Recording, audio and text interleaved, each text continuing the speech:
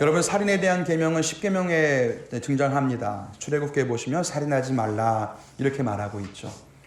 근데 여러분, 우리도 느낄 때 살인하지 말라 이러면 난 아니야. 나는 이런 적이 없지. 이런 사람들도 참 구원받아야 되는데, 이제 우리에게 그런 마음이 든단 말이죠. 이 유대인들도 그랬어요. 살인하지 말라는 계명을 들을 때 여러분, 그 중에 몇 명이나 그 말씀에 찔림을 받았을까요? 별로 없었을 거예요. 그건 정말 나쁜 사람들이 하는 거고 우리는 안 그랬으니까. 그런데 예수님 말씀은 좀 달랐어요. 근데 중요한 건 뭐냐면, 예수님께서는 살인이라는 행동에 숨겨진 악한 본성에 대한 말씀을 하시는데, 살인을 일으키는 본성이 무엇이냐? 바로 분노라고 하는 거예요. 그럼 여러분, 분노가 살인보다도 나쁜 것이냐? 아니요, 그렇지 않아요. 그런데 왜 이걸 말씀하시냐면, 분노는 살인의 시작이에요. 그리고 분노는 숨겨진 살인이에요. 그래서 이 이야기를 하시는 거예요. 다만 분노는 내 안에 있기 때문에 드러나지 않은 거고, 살인은 드러나고 행동으로 옮겨진 것 차이일 뿐이라고 예수님 말씀하시는 거예요. 아니, 정말 그럴까요? 여러분, 우리 안에 늘 분노할 수 있잖아요. 근데 그 분노를 살인으로까지 이어가는 사람이 어디 있겠어요? 굉장히 먼 것처럼 느껴진단 말이에요. 우리에게는 분노는 요만큼이고 살인은 정말 저 끝에 있는 것처럼 느껴지는, 예수님은 아니야, 한 끗 차이야, 한 끗 차이 라고 말씀을 하시는 거예요. 보겠습니다.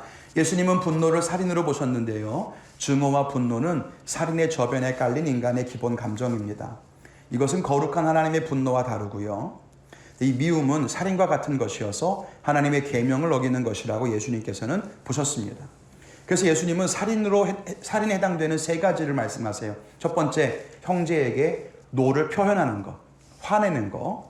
내 안에 있는 분노가 아니라 겉으로 드러나는 거예요. 이거는 분노란 방해되는 존재를 없애려고 하는 욕구에서 비롯되기 때문에 이거는 살인입니다. 두 번째, 형제에게 라가라고 하는 거. 라가라는 말은 바보란 뜻입니다. 아, 밀어내. 바보. 이런 것도 모르냐? 이런 거. 세 번째, 형제에게 미련한 놈이라고 하는 거. 여러분, 이 원어는 모래라고 하는데요, 이 어리석음은 라가랑 달라요. 라가는 그냥 지적으로 떨어지는 바보를 말하고요, 이 모래는 종교적인 의미여서 에이, 어리석은 놈, 이런 뜻이에요.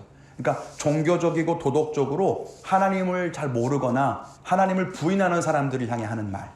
그래서 말씀대로 살면 지혜로운 자, 말씀대로 살지 못하면 어리석은 자, 이렇게 보통 이해하죠. 이 어리석은 자라는 뜻이 바로 이 모래예요.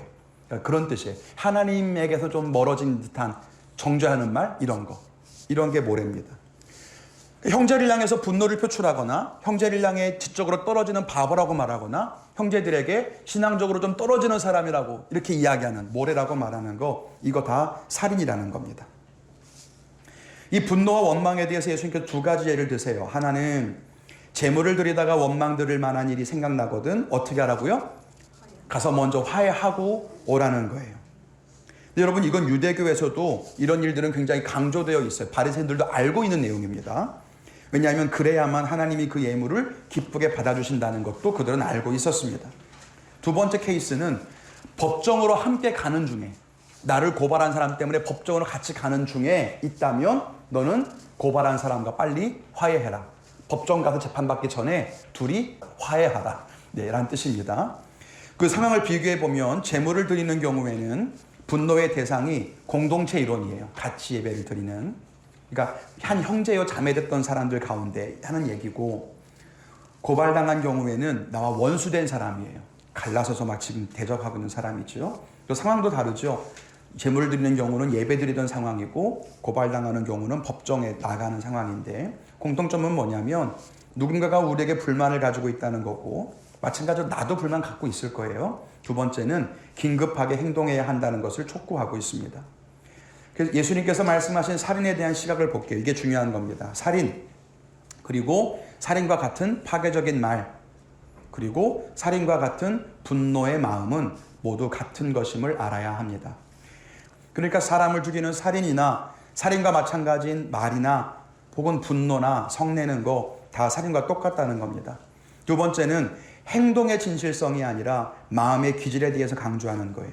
살인하지 않았던 행동에 만족하지 말고 살인과 똑같은 내 마음속에 악이 있다는 것을 알아야 한다는 겁니다. 여러분, 우리는 늘 사람을 죽이는 것과 같은 마음을 가지고 살아가는 거죠. 아우 저 사람 없었으면 좋겠고, 없었으면 좋겠다는 마음 뭐겠어요? 살인과 같은 거죠. 내 눈앞에 치우고 싶은 마음이니까. 그런 게 다 살인이라는 거예요. 세 번째, 성령 안에서 우리의 마음이 변화되어야 한다라고 하는 겁니다. 그래서 여러분, 진정한 변화는 행동이 아니에요. 본질의 변화예요. 우리 안에 분노가 사라지는 것이 진정한 변화지, 살인을 안 하는 것이 중요한 게 아니고 내 마음의 살인과 같은 그 본성이 달라지는 것이 진정한 변화예요. 그런데 이건 성령님께서 하시는 거예요. 하나님 믿는 자들에게 주시는 축복이죠. 네 번째는 주 안에서 온전하게 변화되어야만 살인하지 않을 수 있다는 사실을 알아야 한다는 겁니다. 이게 여러분 살인하지 말라고 해주시는 계명이에요. 그러니까 여러분, 바리새인들이 만족한 건 뭐예요? 나는 살인하지 않았어, 율법을 지켰어 라고 하는 거예요. 이렇게 나는 살인하지 않았어. 그럼 성도는 어때야 될까요? 내 안에 살인과 같은 마음이 늘 있어. 그래서 하나님의 도우심과 성령님의 도우심이 없인 나는 악한 사람이야 라고 고백해야 바리새인보다 더 나은 의로운 사람이 되는 거예요. 왜요? 바리새인은 행동만 보지만 우리는 본성을 보니까 그게 바리새인보다 더 의로운 삶인 거죠. 이해가 되십니까? 네. 그 다음은 이제 간음 보겠습니다. 간음. 첫 번째, 간음에 대한 계명, 10계명에 보면 간음하지 말라 또 이렇게 써 있는데요. 여러분, 원래 여기서 나오는 간음이라고 하는 말은 원래는 배우자 외의 상대방과 음행하는 것을 말합니다. 그러니까 혼외정사를 의미하는 말이에요. 원래 그 의미가 그렇습니다. 그런데 확대해 본다면 혼전, 간음까지도 다 포함될 수 있는 거죠. 왜냐하면 정해진 배우자가 아닌 사람과 관계를 맺는 거니까 혼전도 마찬가지 배우자 외의 사람과 간음을 하는 거죠. 그러니까 혼전이나 혼외나 다 지금 해당된다고 보는 것이 맞습니다. 근데 랍비와 유대인들은 어떻게 이해했느냐? 마찬가지로 간음하는 그런 성적인 행위가 없다면 계명을 어긴 것이 아니라고 생각했습니다. 우리에게도 그런 생각은 있고요.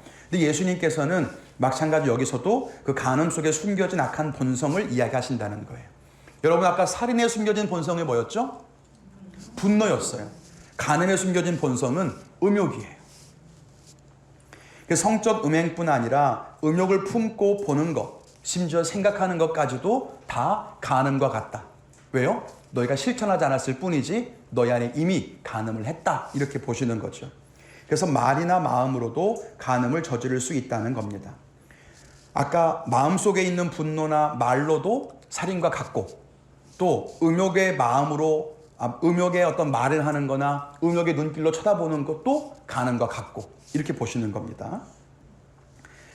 그래서 예수님께서는 죄에 대해서 단호한 결단을 촉구하세요. 겉으로 드러나는 행동보다 생각이 더 중요한 관심의 대상이 되고요. 죄의 뿌리에 대해서는 아주 단호하고 과감한 행동을 요구하십니다. 그게 뭐였어요? 아까 여러분 그 살인에 대해서 예를 든 건 뭐였냐면, 너희가 예배를 드리다가 남들과 원망 들을 만한 일이 있거든 가서 화해하라. 법정 가는 길 가기 전에 화해하라. 이건 지금 당장이란 뜻이 중요해서 지금 당장. 그러니까 긴급한 결단이 살인에서는 중요한 거예요. 지금 간음에서 뭐라 그래요? 뒤에 무슨 말이 나와요? 눈을 빼버리라. 손을 찍어버리라. 여러분, 이건 간음에 해당되는 거예요.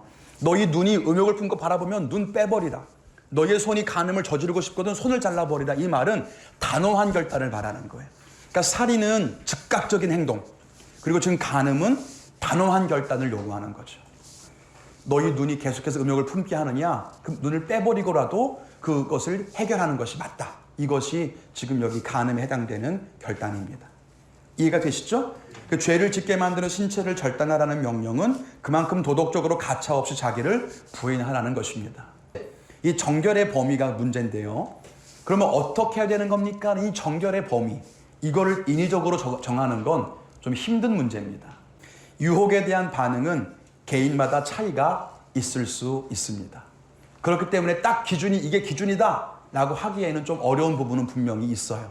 왜냐하면 유혹받는 게 좀 다르니까요. 인위적으로 기준을 정하는 것은 또 다른 율법주의에 빠질 수 있기 때문에 위험합니다.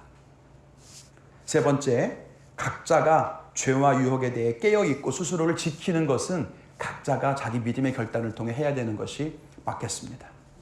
네, 세 번째, 이 말씀에 뒤이어 나오는 것이 무엇이냐면 이혼에 대한 이야기입니다. 이혼에 대한 이야기. 아까 말씀 읽으셨지만 뭐라고 말씀에서 써 있냐면 아내를 버리려거든 이혼 증서를 주라. 누구든지 음행한 이유 없이 아내를 버리면 이는 그로 간음하게 하는 것이고 누구든지 그런 여자에게 장가들면 그도 간음하게 되는 것이다 라고 이혼에 대해서 반대하는 그런 이야기가 나옵니다. 첫 번째 볼게요. 먼저 말씀드리면 혹시 가족 중에나 이렇게 또 이혼에 대한 아픔이 있으신 분들 너무 쉽게 말씀드리는 것처럼 느끼지 않으셨으면 좋겠고 그냥 말씀 일단 그냥 해석 이렇게 좀 하도록 하겠습니다. 첫 번째는 이혼한 사람이 재혼하거나 이혼한 사람과 결혼하는 것은 간음이다 라고 말씀하셨는데 그 이유는 결혼의 영속성 때문이에요. 하나님께서 맺은 것을 사람이 가를 수 있어요? 없어요? 없어요. 그런 말씀 여러분 아시죠? 하나님 맺으신 것을 사람의 힘으로 가를 수 없어요. 그게 결혼의 영속성이에요. 이 당시에 바리새인들 사이에서도 이혼에 대한 논쟁이 있었습니다. 샴마의 학파는 엄격한 입장이어서 정말 결혼을 유지할 수 없는 중대한 범죄가 있을 때에만 이혼이 가능하다라고 말했어요. 보수적인 거죠. 근데 힐렐 학파는 뭐냐면 결혼 관계를 유지할 수 없는 이유는 많다. 어떤 사소한 이유로도 유지할 수 없다면 헤어져도 된다라고 해석하는 것이 힐렐 학파였어요. 그 밑에 보시면 마태복음 19장에 예수님께 나와 묻습니다. 예수님, 둘 중에 뭐가 맞아요? 라고 물어봐요. 마태복음 19장에 나중에 보시면 나옵니다. 그런데 예수님께서는 어느 한편에 서시지 않고 결혼과 거룩의 본질에 대해서만 말씀하세요. 이혼을 하고 안 하고가 중요한 게 아니라 결혼의 의미가 뭔지를 너희가 알아야 한다라고 하는 것을 강조하시는 거예요. 예수님께서 그 물음에 뭐라고 답변하셨냐면 하나님 맺으신 결혼은 어떤 것으로도 끊을 수 없다라고 하는 말씀을 하셨고 이혼에 대한 법은 너희의 완악함 때문에 생겨난 법이지 하나님이 원하시는 것은 아니다라고 하는 말씀을 하셨어요. 잘못된 거지만 하나님이 허락하신 케이스예요. 이혼의 법은요. 이런 케이스가 어디에 나오냐면 열왕기 이제 시작할 때 사무엘에 나오는 이스라엘 백성들이 왕을 구하는 장면에 나와요. 백성들이 말해요. 저기도 왕이 있어요. 강성한 나라를 이루었어요. 우리도 왕 주세요. 하나님 뭐라 그래요? 너희에게 왜 왕이 필요하니? 왕이 너희 왜 멱살을 쥐고 너희의 이제 삶을 틀어주게 될 거야. 아무리 경고를 해도 안 듣죠. 그때 그냥 왕을 허락해줘요. 왕의 제도를 허락해 주는 것처럼 이혼도 마찬가지. 하나님이 원하시는 게 아니에요. 그런데 자꾸 그런 일들이 자행되고 있어요.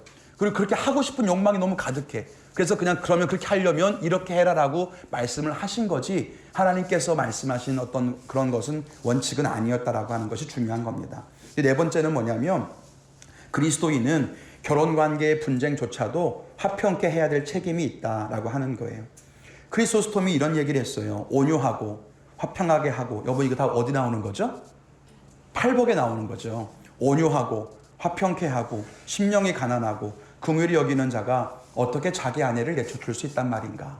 여러분 이건 다시 말씀드렸지만 옛날에 남성 주도적으로 이혼이 자행됐던 시절이니까 지금과 상황이 달라요. 오해하지 않으시길 바랍니다. 그래서 자기 욕심, 불화 때문에 생기는 이혼은 서로가 간음하는 죄를 짓게 하는 것이다 라고 그렇게 이해하시면 되겠습니다. 그런데 5번 보시면 부부간의 성적인 범죄로 관계가 깨어진 경우에는 이미 간음의 죄를 범했기 때문에 부득이하게 이혼을 허용한 게 성경적인 이혼이에요. 예수님께서는 결혼의 의미와 본질 그리고 간음이라고 하는 것과 결혼을 연결시켜서 우리가 주의할 것이 있다는 것을 말씀하시는 거라는 것을 여러분 꼭 기억해 주시기를 부탁을 드립니다.